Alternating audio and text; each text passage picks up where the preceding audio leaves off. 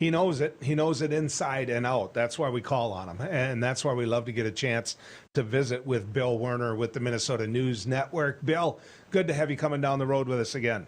It's great. It's great to be on the road with you. I don't know anyone who lives where you and I live that doesn't have a teacher, that doesn't have a teacher that we know quite well.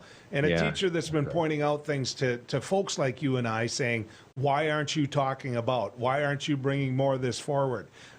Things are tough in that classroom. There aren't enough of us. There aren't enough substitute teachers. Well, the Minneapolis students are back in the schools. What happened? What's going on? Yeah, and there's a great sigh of relief, needless to say, on the part of many folks. The differences got worked out. The teachers are going to get more pay. The class sizes are going to be smaller. There are going to be more resources, mental health resources, and other things like that. Okay.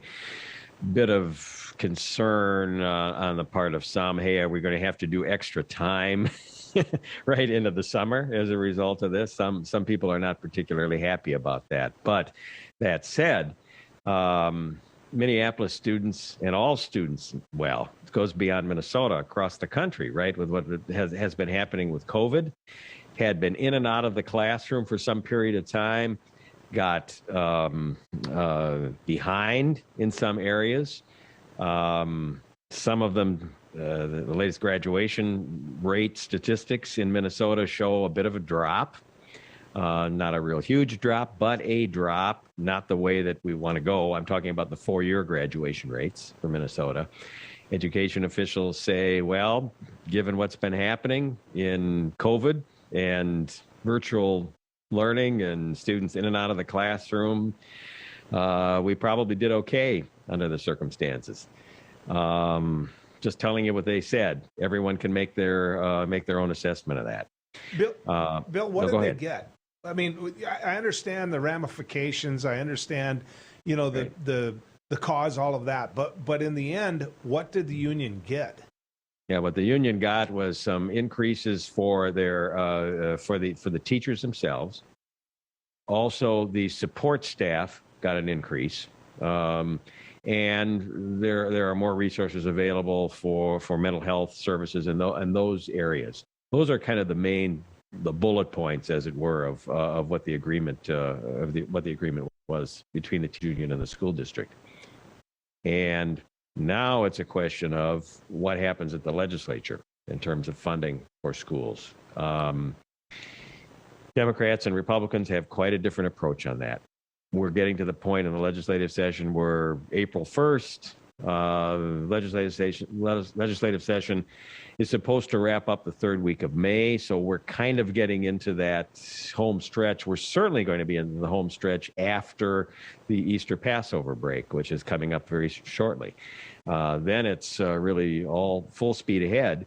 And that's when the decisions get made. Okay, of the budget surplus that Minnesota has, $9.9+ billion, $9.2, $9.3 billion.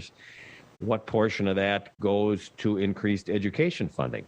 The governor is talking about 2% increase on the formula is the term, okay, meaning an overall increase for all school districts regardless. And then there are other factors that go into whether a school district, an individual school district based on their own particular situation might get more than that.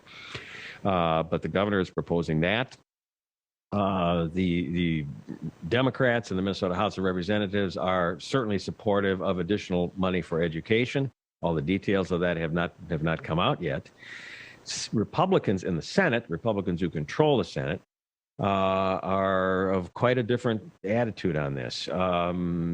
The longstanding rhetoric has been we as a state have been throwing money at schools for a long time, and we have not seen results in areas as we should.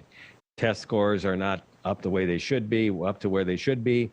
The achievement gap between white students and students of color persists. Although I have to say that the graduation rate statistics actually are better this time around for black students than for white students, but they're still well below white students though. Okay. All right. It's an improvement, but still well below white students. So what Republicans say is we have to do a get back to basics, and we need to give parents the choice to take what would be their tax dollars and would be going into public schools and grab those tax dollars and say, no, that my student is not getting the education that I want them to get. So here's the money and I'm going to go take this someplace else, right? That is something that Democrats are adamantly opposed to. It's something the teachers' unions are adamantly opposed to. They label it school vouchers. They say what we need to do is put the adequate amount of money into the school system that we have. That's where that debate has been for a number of years, Joel, and it is going to continue to play out as we get toward the conclusion of this legislative session. Well, being a former legislator, I can tell you I'm not for school vouchers. I'm not for putting money into private schools. If they want to go to private schools, you can. That's your call. Just open up your checkbook, and that's fine, because most of the kids that go to private schools can afford to go to private schools. Plus, you lose the incentive to fix public schools. I had that's the argument that is made, by the Democrats. I had Senator Kent Eakin on my radio show today. Sure, we know him well. Mm-hmm. And he talked to me about the philosophy with. I said to him, Bill, it's hard to legislate when you've got extra money, because everybody comes for that extra money, and you end up having to say no over things you'd like to say yes for. And so we started talking about one-time spending with the surplus dollars. We started talking about roads and bridges and dorm rooms and those type of things.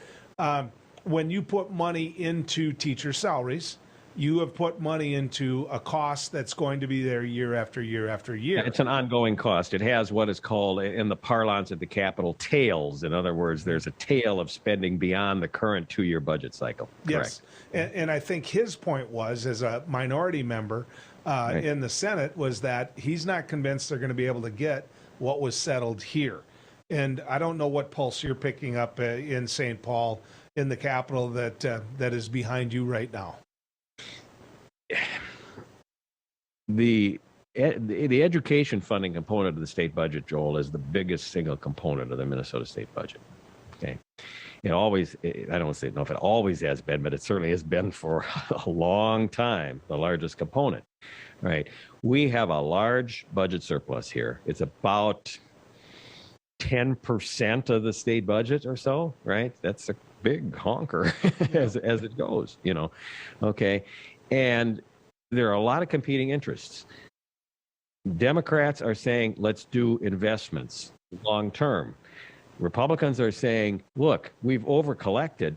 People deserve that money back in the form of permanent tax cuts. Democrats say, well, if you make those permanent, then you're going to take a lot of money away from the investments that we need to make. And what if the economy goes bad and then we're in budget deficit situation again? Yeah. That's where this whole thing has come down to, and that's where it always comes down to. And the one thing that's different this legislative session is we got a big surplus like this. This is not a budget year, and so they don't have a situation of state government shutdown on the 1st of July if they don't have an agreement. A lot of people say maybe there isn't going to be an agreement.